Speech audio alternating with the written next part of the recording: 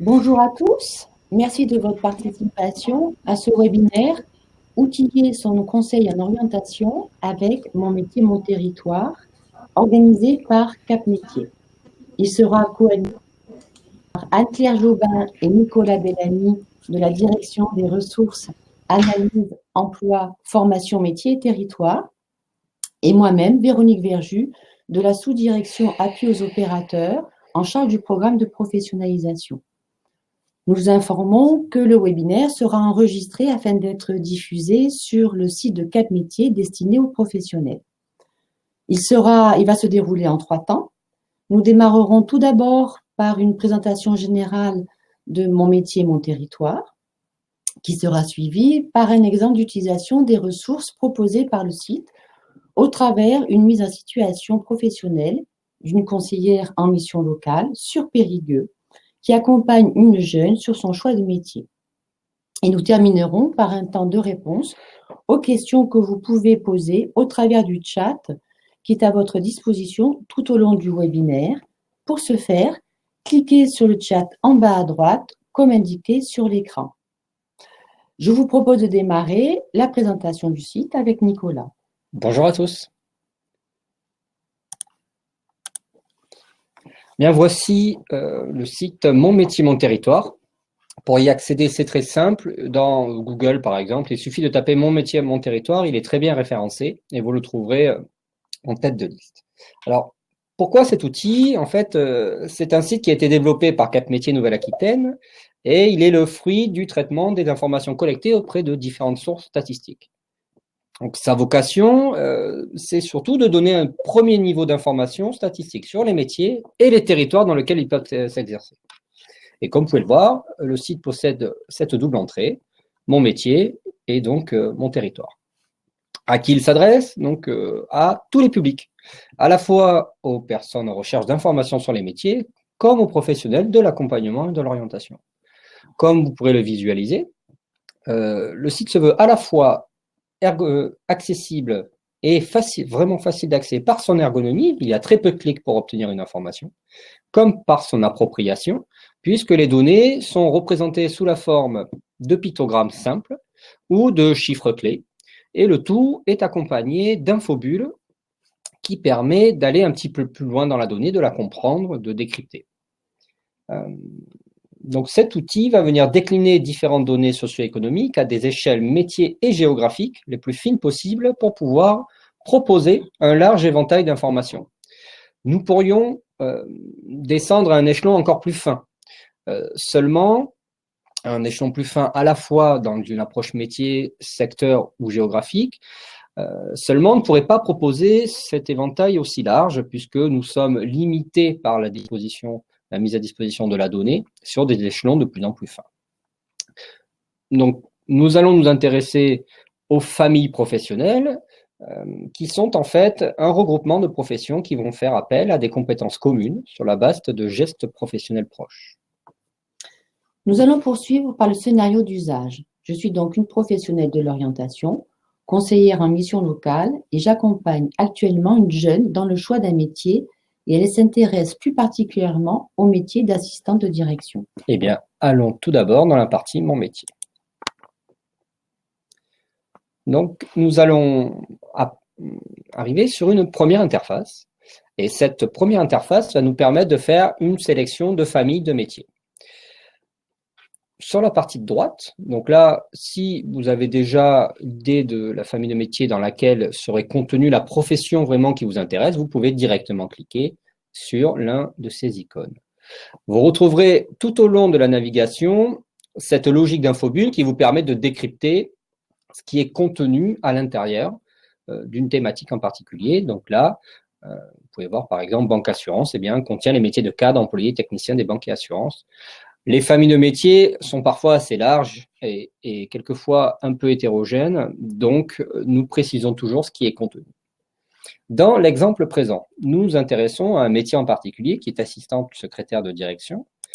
Donc, cette liste déroulante va vous permettre de trouver dans quelle famille de métiers elle est contenue, soit en défilant tous les métiers possibles, soit en tapant dans la barre de recherche secrétaire et vous allez trouver secrétaire de direction.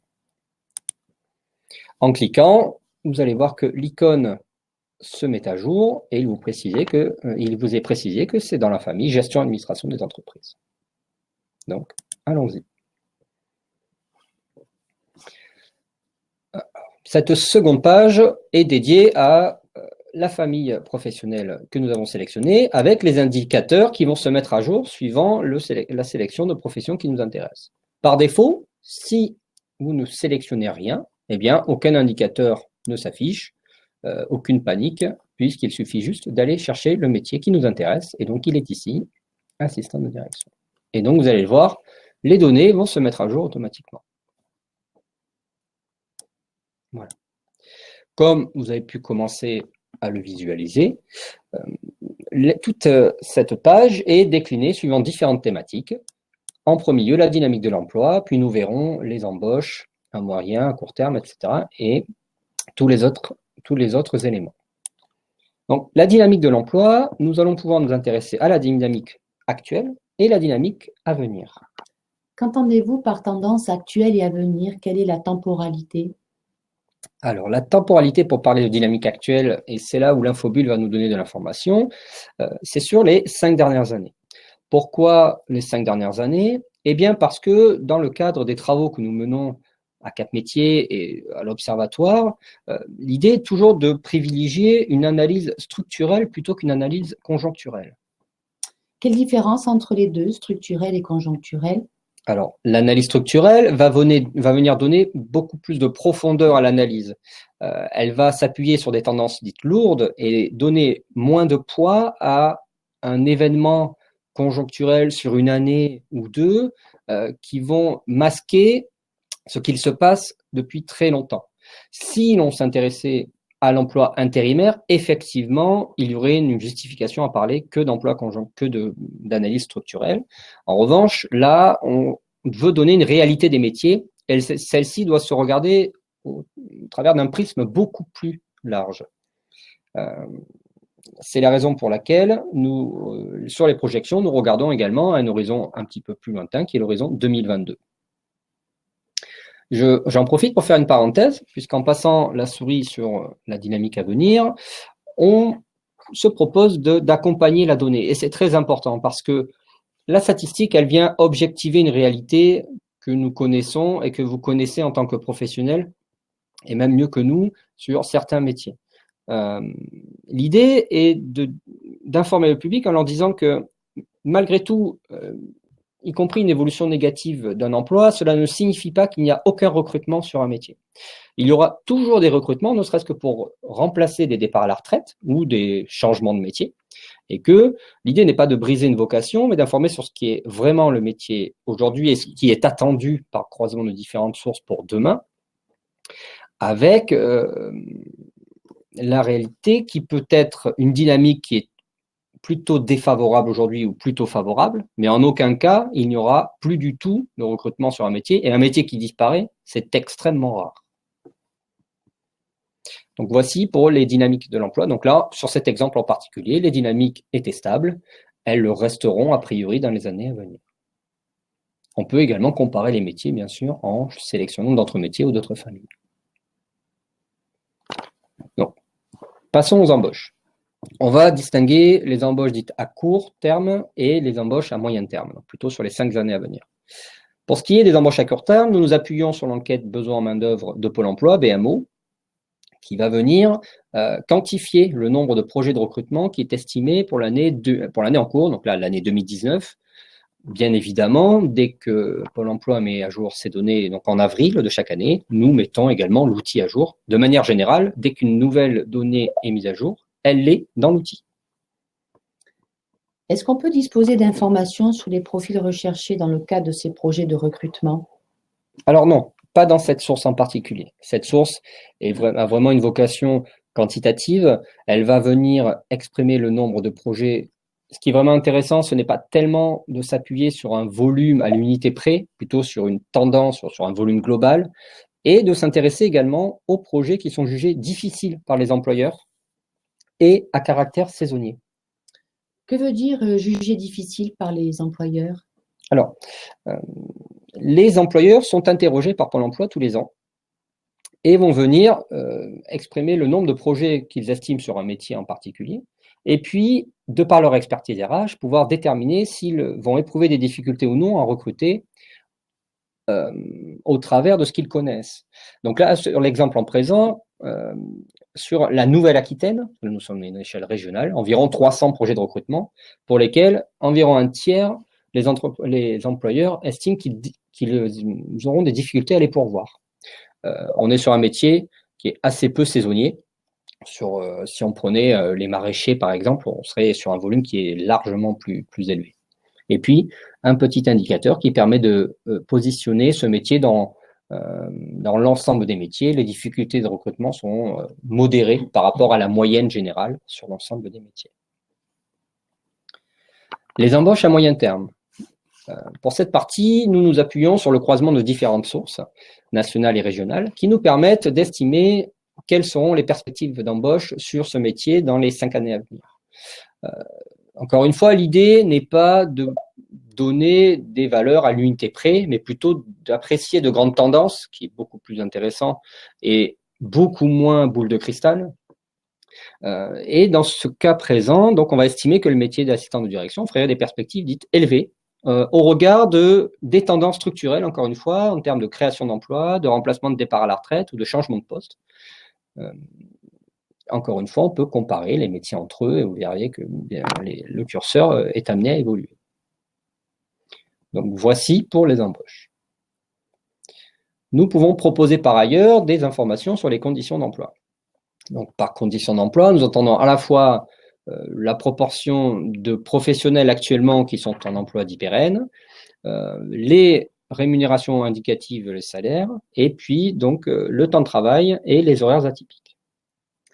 Donc, sur cet exemple, 94% des personnes sont en contrat pérenne, et qu'en est-il des autres? Alors, c'est bien ça. Donc, les 6% restants sont en contrat dit court, soit un CDD, quelle que soit la durée de ce CDD, en intérim, ou en contrat d'alternance.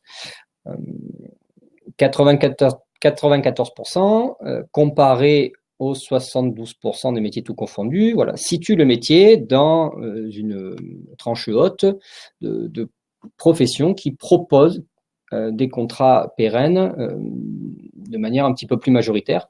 Je précise qu'il ne s'agit pas des embauches, mais des personnes qui sont actuellement en emploi. Ce sont deux dynamiques différentes entre les embauches et le stock de personnes qui actuellement occupent cet emploi.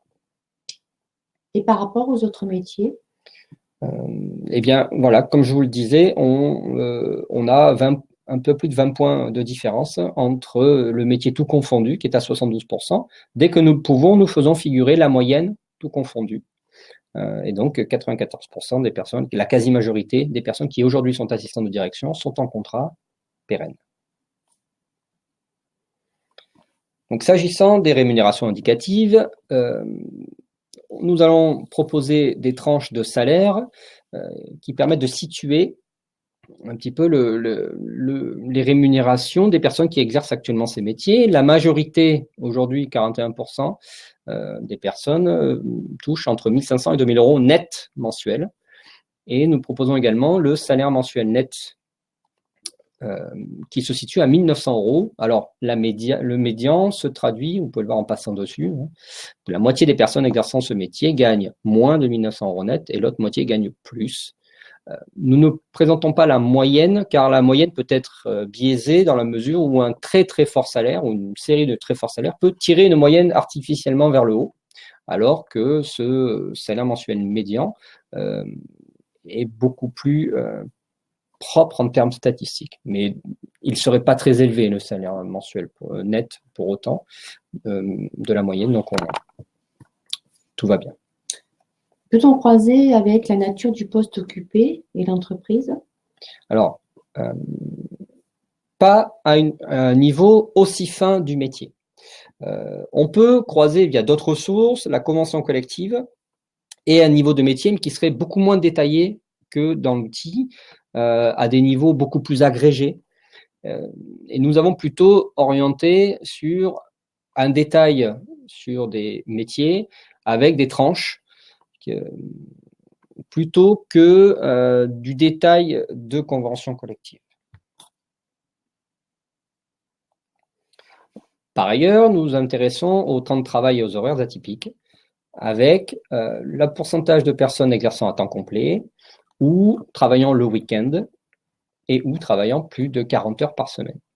Donc là, sur cet exemple, les personnes sont exactement dans la même moyenne que tous métiers confondus, à très très forte majorité à temps complet, et assez peu proportionnellement de personnes travaillant les week-ends et de nuit, ce qui est assez logique. Comme vous pouvez le voir, hein, c'est une donnée surprenante, un petit peu surprenante, mais plus de la moitié des personnes aujourd'hui travaillent le samedi, et bien parce que le commerce est l'un des premiers employeurs. Pas que bien sûr, il n'y a pas que le commerce qui travaille le samedi, mais le commerce est une forte part de la population active aujourd'hui. Donc c'est pour ça que plus de la moitié des personnes travaillent le samedi et presque une personne sur 3 le dimanche. A-t-on une définition plus précise du temps partiel? Est-ce que c'est du tiers-temps, du mi-temps? Alors dans cette donnée-là, nous n'avons pas de précision. C'est vraiment une distinction temps complet ou temps partiel par, bien sûr, la différence entre les deux. Et je ne vois pas d'informations concernant la répartition homme-femme sur le poste occupé. Alors, l'information, nous en disposons. Nous l'avons dans nos bases statistiques, mais le choix dans cet outil a été de ne pas la faire figurer. Parce que pour nous, ce n'est pas un élément de découverte du métier qui sont censés être ouverts à tous. Alors, bien évidemment, sans naïveté, il y a des professions qui sont beaucoup plus genrées que d'autres. La construction emploie très majoritairement des hommes, tandis que le métier de sage-femme, par exemple, est très largement occupé par des femmes. Et l'idée n'est pas de représenter cette information-là, qui n'est pas pour nous élémentaire, encore une fois, dans la découverte des métiers, pas plus que les tranches d'âge. Et au regard de l'expérience des collègues chargés d'information, ce n'est pas des questions qui sont demandées en premier lieu.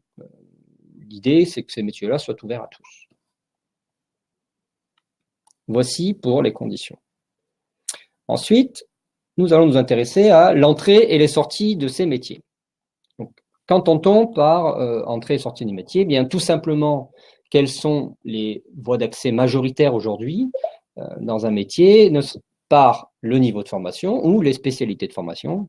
Quant aux sorties, nous le verrons dans un second temps. Donc, dès aujourd'hui, c'est de présenter une information sur quels sont les niveaux de formation détenus par les jeunes aujourd'hui sur ce métier en particulier. Pourquoi prendre les jeunes? Eh bien, parce que nous supposons que les jeunes qui exercent aujourd'hui ces métiers-là ont un niveau de qualification qui va être plus ou moins ce qui est requis comme une norme par les employeurs. Comme vous pouvez le voir, nous avons niveau supérieur au bac, bac et équivalent, CAP, BEP, et puis niveau dit BEPC. Donc là, si je comprends bien, 68% des jeunes qui occupent un emploi en tant qu'assistant de direction disposent donc d'un niveau bac? Exactement, c'est ça.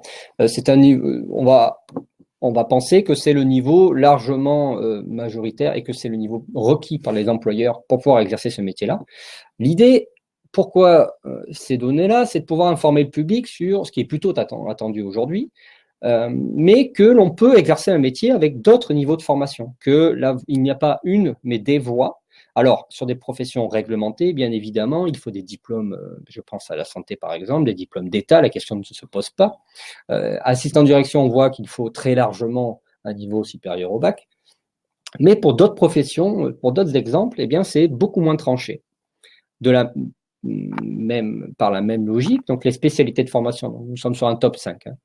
Dans quelles spécialités ont été formées les personnes qui exercent aujourd'hui ces métiers-là? On peut retrouver très logiquement des formations dans le secrétariat bureautique, mais également dans le commerce-vente ou l'administration et gestion, ce qui permet un petit peu de montrer tout le panel de profils qui peuvent être intéressants pour les employeurs sur ces métiers-là.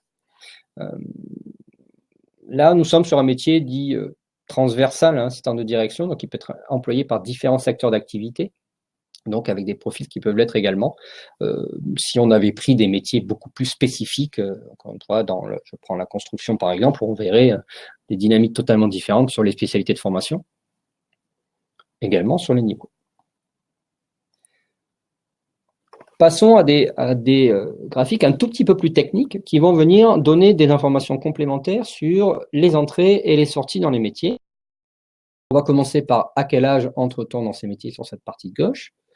Eh bien, l'idée est de représenter tout au long d'une carrière quelles sont les entrées par type d'entrée, ce qui permet un petit peu de mieux comprendre ce qui va se passer sur une carrière dans le marché du travail. Alors, je vais décrypter, je vais même zoomer. Voilà, je vais doucement. Eh bien, par exemple, comment ça se lit? Sur ce métier en particulier, sur une année, 6% des nouvelles assistants de direction sont âgés de 35 ans et proviennent de retour à l'activité. Ou 3% des nouveaux assistants de direction sont âgés de 25 ans et proviennent de formation initiale. Tout ceci permet de savoir un petit peu pour un employeur ou pour une personne en recherche d'emploi, quels sont aujourd'hui les modes d'entrée dans un métier tout le long d'une carrière et permettre parfois de dire, eh bien, vous voyez, il y a des parcours, des métiers qui permettent des parcours avec de la formation continue, puisque c'est ce qui est observé aujourd'hui dans l'ensemble des personnes qui exercent ces métiers-là. On aurait pu par exemple prendre l'exemple de conducteur de véhicule et vous verriez qu'en fait l'entrée dans le métier par le retour à l'activité est très important tout au long de la carrière, ce qui permet d'informer les gens sur cette dynamique-là. On peut filtrer sur un seul motif d'entrée. Je peux prendre le changement de métier, vous voyez que on ne voit apparaître en bleu que les éléments qui nous intéressent. D'accord. Alors, excusez, un petit contretemps de bug. Tout va bien, tout va rentrer dans l'ordre. On va revenir sur notre métier qui nous intéresse. Voilà. Désolé, tout va revenir. Alors, ensuite, nous allons passer à quel âge sortons de ces métiers? Eh bien, c'est la même chose. En fait, on va pouvoir caractériser tout au long d'une carrière comment sortant du métier, donc là, 3% des personnes âgées de 28 ans exerçant le métier d'assistant de direction, le quittent dans l'année pour changement d'activité. Et puis en bleu, eh bien, ce sont les sorties pour retraite. En comparant les métiers, on peut voir que, bien sûr, il y a des dynamiques différentes, des départs à la retraite plus précoces que d'autres. Ça, c'est sur l'ensemble de la population. Et puis enfin, nous avons des éléments sur les employeurs. Comme je vous le disais tout à l'heure, nous sommes sur une profession dite transversale, donc qui va pouvoir être exercée dans différents secteurs d'activité différents secteurs d'activité, bien sûr, pardon. Le premier employeur de ce métier, c'est la construction. 8% des assistants de direction travaillent dans une entreprise de la construction spécialisée. C'est un top, encore une fois, bien sûr. Et puis, on peut retrouver des services financiers, du commerce, et c'est vraiment varié comme secteur d'activité potentiel d'exercice, comme vous pouvez le voir. En effet, c'est intéressant, car dans l'accompagnement d'une personne, notamment dans sa recherche d'emploi, ça peut, il me semble, ouvrir des perspectives plus larges, comme aussi une diversification des lieux d'exercice. Effectivement, souvent, on connaît un métier, mais on n'a pas toujours le champ total d'endroits là où il peut être exercé. Et donc, c'est l'idée de cet outil. Et puis, on peut accompagner donc la consultation par une consultation de liste d'entreprises de secteurs potentiels qui peuvent employer. Et c'est ce que nous allons voir dans la partie Mon territoire, qui est la partie suivante. Donc, avant de passer à l'autre partie, Mon territoire, Anne-Claire, est-ce que nous avons des questions sur le chat? Oui, on a une question, notamment sur les données relatives aux conditions d'emploi et de salaire. On nous demande si c'est des chiffres nationaux ou régionaux. Est-ce qu'on peut avoir des données régionales ou territorialisées? Non, il s'agit de données nationales, vraiment. C'est très compliqué d'obtenir des données régionalisées avec les échelons que nous souhaitons, c'est-à-dire des échelons métiers détaillés. Donc là, on est sur de la donnée nationale. On peut présupposer quand même que ces données prévalent, en dehors de l'Île-de-France, effectivement, qui est un statut un peu particulier, que ces données prévalent pour toutes les régions sans vraiment intégrer trop de biais statistiques. D'accord. Il y a quelqu'un qui me dit qu'il n'a pas de son, c'est embêtant. Une autre question sur les salaires. Donc, il y a des rémunérations indicatives. Ce sont les salaires des salariés en poste et non pas les salaires à l'embauche. Non, voilà, effectivement, ce sont les salaires des personnes qui sont aujourd'hui en emploi, qui peuvent être embauchées à l'instant, hein, bien sûr. Mais c'est globalement, dans le stock de population aujourd'hui en emploi, quelles sont les tranches de revenus. D'accord. Pas d'autres questions pour le moment. Nous allons passer sur la partie Mon territoire. Donc, pour revenir sur mon territoire, tout simplement, on peut cliquer ici. Vous allez revenir sur l'écran d'accueil et nous allons pouvoir aller chercher un territoire. Alors, pourquoi ce bloc Mon territoire? L'idée, c'est que bien, on peut avoir une vocation pour un métier, on peut avoir une vocation pour un métier dans un territoire, bien sûr, on va rechercher ce qui est autour de nous, et puis n'avoir une pour le territoire également, dans des situations plutôt d'urgence, qui est je veux un emploi aujourd'hui à côté de chez moi. C'est la raison pour laquelle a été créé ce blog pour informer ce qui existe autour. Alors, vous ne verrez pas d'offres d'emploi, hein, il faut se reporter sur les sites dédiés, mais vous allez voir différentes informations qui vont être proposées. Alors, tout de suite, nous arrivons sur une carte. Cette carte, je vais tout de suite vous la décrypter, car il s'agit d'un découpage un peu particulier, ce sont les zones d'emploi. Alors, pourquoi nous avons pris les zones d'emploi? Alors, il nous fallait un découpage territorial qui nous permette de disposer d'un maximum d'informations. Plus on descend à un niveau fin, la commune par exemple, et moins les informations sont disponibles pour tout un tas de raisons, et également pour le secret statistique. Plus on prend large à la région ou au national, et effectivement, plus on va disposer d'informations, mais on ne va pas pouvoir répondre à un besoin si on a un échelon trop large. Donc, nous avons choisi la zone d'emploi. Et puis, déjà, c'est une typologie officielle de l'INSEE, hein, ce n'est pas un découpage que nous avons créé. Et elle va caractériser la mobilité domicile-travail. Et c'est en ce qu'elle est très pertinente, puisqu'elle s'intègre parfaitement aux problématiques du marché du travail. À la différence d'un découpage départemental, qui au départ, il faut le rappeler, est un découpage typiquement administratif. Il peut avoir des logiques économiques, mais au départ, il est administratif. Est-ce qu'on entend par mobilité domicile-travail, c'est le nombre de kilomètres entre le lieu de résidence et le lieu de travail? Exactement. Alors, une zone d'emploi est définie par il faut qu'une majorité de personnes habitent et travaillent dans cet ensemble. Prenons par exemple tout de suite la zone qui frappe, hein, la zone de Bordeaux qui est immense.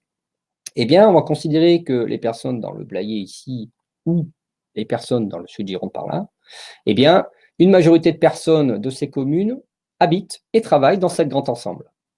Alors, au fil du temps, elles sont mouvantes, ces zones, puisque il y a de l'étalement urbain, bien sûr, hein, comme il y a beaucoup d'emplois, une concentration de l'emploi, on vient travailler ici, et puis, avec la pression foncière, on habite de plus en plus loin pour pouvoir exercer dans cette zone.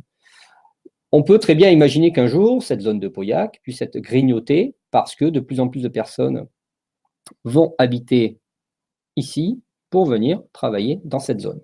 Donc, elle est révisée, cette nomenclature, par l'INSEE, alors bien sûr pas tous les ans, mais elle est révisée régulièrement parce qu'il y a des dynamiques mouvantes. Des zones plus petites correspondent en fait à des zones où l'emploi est concentré sur des petites zones.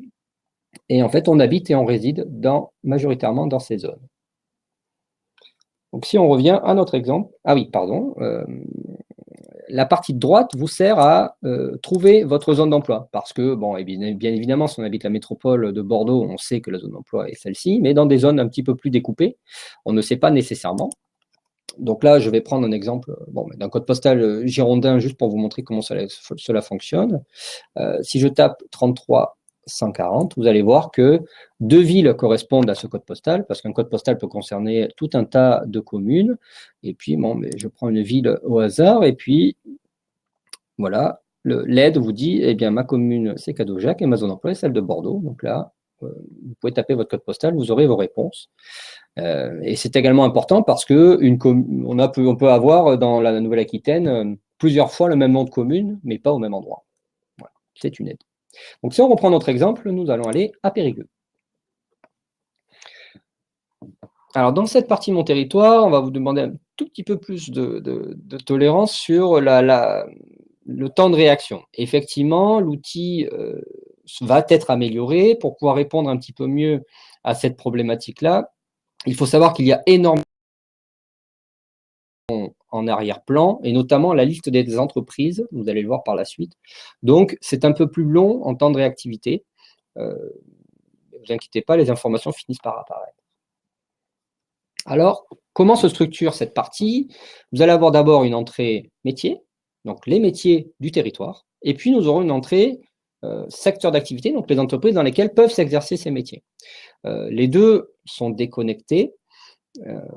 Je vais vous montrer tout ça. Donc, on se situe bien à Périgueux, vous avez une petite carte qui rappelle un petit peu le territoire, et puis d'abord, on peut sélectionner, eh bien, moi je veux les métiers de la gestion et administration des entreprises, c'est ce qu'on a vu tout à l'heure, dans mon territoire. Je vous montre ce qui se passe si je ne sélectionne rien. Voici les principaux métiers exercés de tout, parce que je n'ai rien sélectionné, dans la zone d'emploi de Périgueux. Et on peut voir qu'autour de nous, j'habite dans la zone d'emploi, eh bien, le premier métier exercé, c'est agent d'entretien de locaux. Et puis, on a un top. On pourrait tout représenter, mais ça ferait un tableau beaucoup plus large. Mais vous voyez les principaux métiers exercés dans la zone. Peut-on avoir une vision plus fine du métier sur un territoire? Alors oui, mais pas à cette échelle géographique. À cette échelle géographique de la zone d'emploi, ce qui vous est proposé est la donnée la plus fine. Donc là, on va être sur de la famille professionnelle assez détaillée. Si nous voulions vraiment de la profession, ce qu'on a vu par exemple tout à l'heure, assistante de direction, il faudrait remonter à une échelle départementale. Alors, ces données-là, elles sont proposées dans d'autres outils que nous avons et que nous pourrions vous présenter si vous en avez besoin, ou vous envoyer le lien. Mais pour ce qui est de cette partie-là, tout ce que vous verrez, c'est le plus fin. C'est vraiment notre leitmotiv, c'est de proposer l'analyse la plus fine. L'analyse la plus fine à des échelons les plus fins possibles. Voilà. Donc, nous avons vu les principaux métiers exercés. On peut voir les projets de recrutement par métier sur le territoire. Donc là, on n'a pas sélectionné de métier, donc vous voyez tout. Donc c'est BMO, besoin en main-d'œuvre. Eh bien, vous voyez que le métier qui propose le plus de projets de recrutement sont les ouvriers non qualifiés des industries de process, avec, encore une fois, l'indicateur de projets saisonniers et de parts jugées difficiles. On peut sélectionner une thématique en particulier, un domaine de métier en particulier, donc là, la gestion et administration des entreprises. Et puis, vous verriez que les données vont se mettre à jour toutes seules. Donc là, je vais juste actualiser. Il y a eu un petit bug pas bien grave. Évidemment, il faut que ça arrive aujourd'hui. Ne vous inquiétez pas, c'est assez rare. Donc les données vont s'actualiser, on va pouvoir filtrer. Vous allez voir que les données à la fois sur les emplois et sur les projets eh bien, se mettent à jour, suivant votre sélection. Ça permet un petit peu d'affiner notre sélection et de ne pas représenter tous les métiers si l'on ne le souhaite pas. Donc là, vous allez voir, là, ça se met à jour automatiquement. Ça a un petit peu de durée, mais tout va fonctionner. L'idée est de pouvoir accompagner le public sur ce qui se passe autour de chez soi. Donc, vous voyez, principaux métiers de gestion et administration des entreprises dans la zone d'emploi de Périgueux, ça se met à jour. Et les principaux projets de recrutement bien, sont filtrés sur ces familles. La seconde partie concerne les entreprises dans lesquelles peuvent s'exercer ces métiers. Là, on va pouvoir descendre à des échelons plus fins, parce que la donnée nous le permet, et parce qu'on trouvait intéressant parfois de creuser plus. On l'a vu tout à l'heure, la zone d'emploi de Bordeaux est immense, donc elle va masquer des réalités territoriales qui sont différentes. Hein. Le nord Gironde, ce n'est pas le sud. Dans la zone d'emploi de Périgueux, sur l'exemple, eh bien, on a des dynamiques différentes dans l'agglomération de Périgueux par rapport à d'autres territoires plus enclavés. Eh bien, cette fois, on peut faire le filtre parce que nous avons la donnée. On peut chercher son intercommunalité, comme on peut aller sur la commune. Donc là, vous voyez toutes les communes de la zone d'emploi. Là, je peux sélectionner mon intercommunalité. Donc là, je vais aller prendre que la communauté d'agglomération du Grand Périgueux. Ne vous étonnez pas de voir la communauté d'agglomération de Bergerac. En fait, il y a une commune de cette communauté d'agglomération qui est dans la grande zone d'emploi de Périgueux. C'est la raison pour laquelle, en fait, elle apparaît. Et lorsque je vais pouvoir sélectionner la communauté d'agglo du Grand Périgueux, eh bien, les communes vont se mettre à jour. Je verrai apparaître toutes les communes du Grand Périgueux. Il suffit que je clique quand même, et ça va se mettre à jour. Une fois que j'aurai sélectionné mes communes ou ma communauté d'agglomération. Vous voyez, voilà, les données se sont mises à jour. Je n'ai que les communes de la communauté d'agglomération. Donc là, je ne vais pas refaire un fil sur une commune, hein, quand même, ce serait un petit peu trop fin. Mais les données peuvent être filtrées. Je vais pouvoir sélectionner un secteur d'activité. Est-ce qu'on peut croiser les métiers exercés et les secteurs d'activité? Alors, encore une fois, ce n'est pas possible à l'échelle de la zone d'emploi. C'est pour ça que pour la raison pour laquelle nous avons distingué les deux parties. On peut le faire, mais à l'échelle régionale, comme présenté dans la partie Mon métier. C'est pourquoi nous avons vraiment distingué ces deux blocs. Là, je vais me situer dans la communauté d'agglomération du Grand Périgueux, donc comme c'est rappelé à chaque fois dans les filtres. Et puis, je vais pouvoir voir la santé économique des différents secteurs d'activité. Donc là, je n'ai rien sélectionné ici, parce que je peux sélectionner un secteur d'activité, je peux voir comment il se comporte. Si je ne sélectionne rien, je vois tout.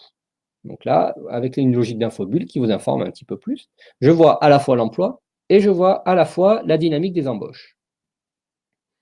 Et puis, dans un troisième temps, je peux avoir une liste d'employeurs. Alors là, je n'ai rien filtré, donc vous voyez tous les employeurs de la communauté d'agglomération de Périgueux. Et puis, eh bien, par la demande, bien évidemment, je vais vouloir sélectionner un territoire en particulier, un secteur d'activité en particulier. Eh bien, de la même manière, je vais pouvoir faire un filtre.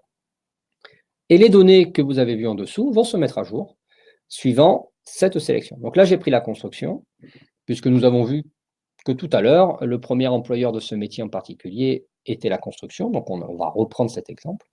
Et les données vont se mettre à jour. Et vous allez voir que la liste d'employeurs en dessous va se mettre à jour suivant la géographie que nous avons choisie et puis ce secteur d'activité. Alors là, c'est un peu long parce qu'effectivement, il y a 500 000 employeurs en Nouvelle-Aquitaine. Donc là, on lui demande de filtrer sur un secteur dans un territoire. Donc, ça a pris une dizaine de secondes. Donc là, vous voyez, nous avons des données que sur la construction et sur les sous-secteurs de la construction. Si on avait pris l'industrie, vous auriez vu toutes les industries qui ont des dynamiques totalement différentes. Et que la construction de bâtiments dans le Grand Périgueux a plutôt une tendance à voir ses effectifs reculer assez fortement par rapport au génie civil. On est dans la communauté d'agro, encore une fois.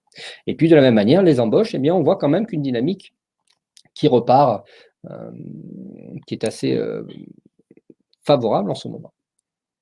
Et enfin, voici la liste d'entreprises sélectionnées sur la construction dans le Grand Périgueux. Et puis, nous pourrions affiner par ces sous-secteurs d'activité. Est-ce qu'on peut contacter directement ces entreprises, par exemple, pour chercher un stage? Oui, alors cet outil il a une vocation consultative. Vous allez pouvoir disposer d'une liste, vous allez pouvoir la récupérer éventuellement et puis après faire votre propre prospection pour le contact. Il existe par ailleurs sur différents outils des bourses de l'apprentissage, des bourses de stage également. L'idée est vraiment de proposer une liste exhaustive qui est détaillée par secteur d'activité également, parce que le privé-public peut impacter également la recherche. Dans le public, il y a du concours. Vous avez la commune, vous avez le sous-secteur, et puis vous avez la tranche de salariés. C'est important également, puisque évidemment, sur une très grande entreprise, on ne va pas avoir la dynamique d'une PME. Voilà, c'est pour ça la raison pour laquelle nous proposons tous ces éléments.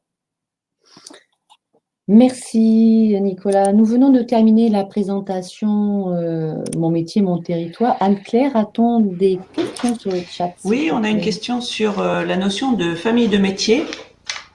On demande si c'est des regroupements par rapport aux fiches ROM. Alors, la famille professionnelle, effectivement, elle va à la fois, coupler les ROM et les ROM qui sont une nomenclature de Pôle emploi et les professions et catégories socio-professionnelles qui sont une nomenclature de l'INSEE, en fait. Elle va venir coupler les deux, ce qui donne un regroupement qui est très pertinent pour approcher l'emploi et le marché du travail. Très bien. J'avais une autre question qui concerne, pour savoir si on peut imprimer, par exemple, des éléments qui ont été présentés sur le site pour que les personnes qu'on accompagne puissent repartir avec un petit support ou des éléments. Alors oui, ça se passe tout en bas. Vous voyez, Tableau propose des options de partage. propose, voilà, donc là, vous pouvez partager, et puis des options de téléchargement, soit en image, soit en PDF, soit en PowerPoint. Alors, si vous n'avez pas fait trop de filtres, vous allez voir tous les employeurs. Donc, vous allez avoir voilà, beaucoup de pages à imprimer. Si vous avez fait des sélections, vous verrez apparaître ce qui vous intéresse. Et puis, il y a des exports en images, PDF, puis PowerPoint, qui est très honnêtement pas ultra approprié. Mais c'est possible de le faire. Tableau le propose. Très bien, j'ai pas d'autres questions. Si vous avez des questions, vous pouvez encore les écrire dans le chat. Alors, je pense qu'on peut clôturer. Non? D'accord. Donc, nous venons de terminer le webinaire. Juste pour rappel, vous pouvez retrouver Mon métier, mon territoire sur internet.fr. Et pour compléter vos informations et ressources, vous pouvez accéder au site professionnel destiné aux professionnels, pardon, et vous y retrouverez donc toutes les ressources diffusées par la direction des ressources analyse, emploi, formation, métier et territoire, comme par exemple les portraits de territoire, le motion design, par exemple qui sont les petites vidéos synthétiques sur les métiers de l'industrie en Nouvelle-Aquitaine, par exemple. Vous pourrez également retrouver le programme de professionnalisation et les différentes actions qui vous sont proposées. Et pour finir le webinaire et surtout améliorer notre pratique du webinaire, voici en direct un petit sondage à chaud sur la partie technique qu'Anne-Claire vous propose. Vous pouvez nous donner votre avis en répondant tout simplement oui ou non au sondage sur la partie technique, sonore, visuelle. Est-ce que déjà, sur cet aspect-là, ça vous convient? Je ne sais pas. Ouais. Voilà, super. Merci beaucoup. Ça nous aide pour améliorer notre pratique de webinaire. Voilà, et avant de nous quitter, nous vous informons que nous allons vous faire parvenir un questionnaire que vous devrez bien nous renseigner afin d'identifier au mieux vos besoins. Voilà, merci à vous, bonne journée et bonne continuation et à très bientôt. Au revoir. Au revoir. Merci, au revoir.